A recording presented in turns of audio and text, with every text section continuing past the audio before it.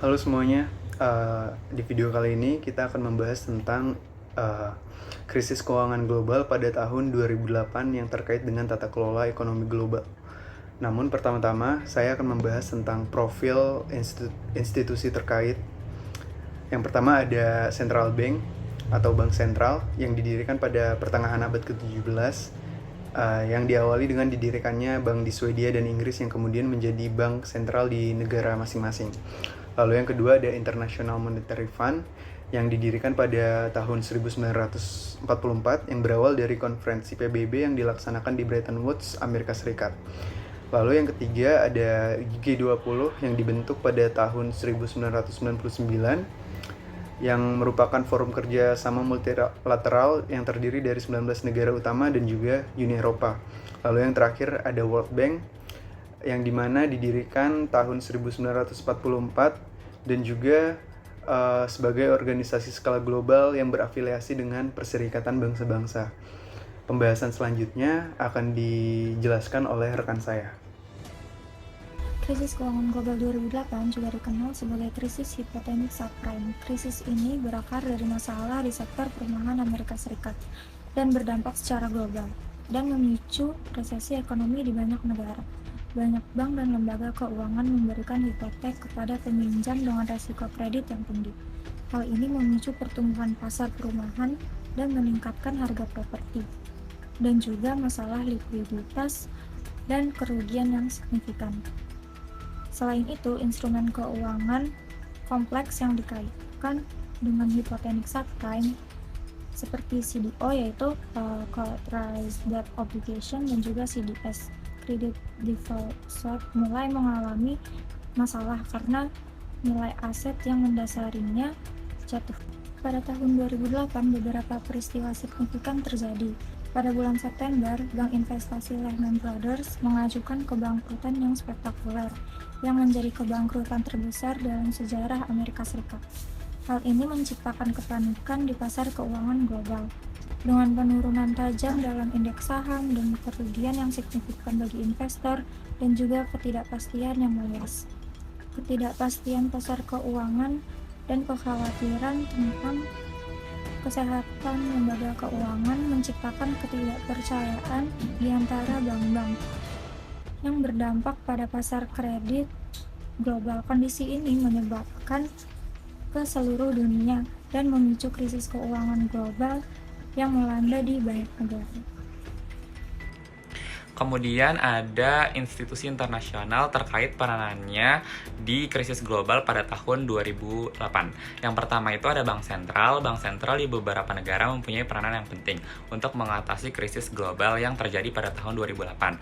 Seperti ada Federal Reserve Bank, European Central Bank, Bank of England, dan Bank of Japan. Central Bank mempunyai tugas untuk melakukan intervensi, memperkuat sistem keuangan di skala internasional. Kemudian juga menyediakan likuiditas serta menurunkan suku bunga yang bertujuan untuk mendorong pertumbuhan ekonomi. Kemudian yang kedua ada IMF. IMF memberikan bantuan berupa keuangan dan nasihat kepada negara-negara yang mengalami kesulitan keuangan dan dampak dari resesi global pada saat itu, kayak negara Yunani, Irlandia, dan Portugal. IMF juga ikut serta dalam pembuatan kebijakan di bidang ekonomi serta memberikan pendapatnya terkait pemulihan ekonomi. Kemudian yang ketiga ada G20. G20 perdana yang diadakan di Washington DC mempunyai urgensi terkait krisis keuangan, di mana G20 menjawab dan membuat rancangan terkait langkah-langkah pemulihan krisis global yang terjadi. Selain itu, KTT yang ada di G20 tersebut membahas terkait economic policy, reformasi sektor keuangan, serta memberikan cara bagaimana mengurangi dampak dari krisis yang terjadi. Dan yang terakhir ada World Bank. Selama krisis keuangan global, World Bank memberikan dukungan finansial beserta bantuan ke negara-negara yang terkena dampak dari krisis keuangan global pada saat itu. World Bank juga berperan dalam upaya pemulihan ekonomi serta pengembangan kebijakan yang dibuat dalam jangka waktu yang panjang. Lalu ada prosedur pengambilan keputusan di institusi internasional. Pada tahun 2008, krisis keuangan global yang dikenal sebagai krisis keuangan global atau krisis keuangan 2008, krisis ini melibatkan institusi keuangan di seluruh dunia yang memengaruhi perekonomian global. Berikut adalah prosedur umum pengambilan keputusan institusi internasional terkait krisis keuangan global tersebut. Yang pertama ada identifikasi masalah. Institusi internasional akan mengidentifikasi dan menganalisis masalah yang muncul dalam krisis keuangan global. Lalu yang kedua ada pengumpulan informasi. Institusi internasional akan mengumpulkan data dan informasi terkait situasi keuangan global. Yang ketiga adalah ada analisis dan evaluasi. Data dan informasi yang dikumpulkan akan dianalisis dan dievaluasi secara menyeluruh. Yang keempat ada diskusi dan perundingan. Setelah melakukan analisis, institusi internasional akan melibatkan negara-negara anggota dan lembaga keuangan terkait dalam diskusi dan perundingan. Yang kelima ada penetapan kebijakan. Setelah diskusi, perundingan, institusi internasional akan merumuskan kebijakan dan tindakan yang diperlukan untuk mengatasi krisis keuangan global. Lalu ada implementasi kebijakan. Institusi internasional akan bekerja sama dengan negara-negara anggota dan lembaga keuangan dalam mengimplementasikan kebijakan yang telah ditetapkan. Yang terakhir ada evaluasi dan pemantauan. Institusi internasional akan melakukan evaluasi dan pemantauan terhadap kebijakan yang telah diimplementasikan.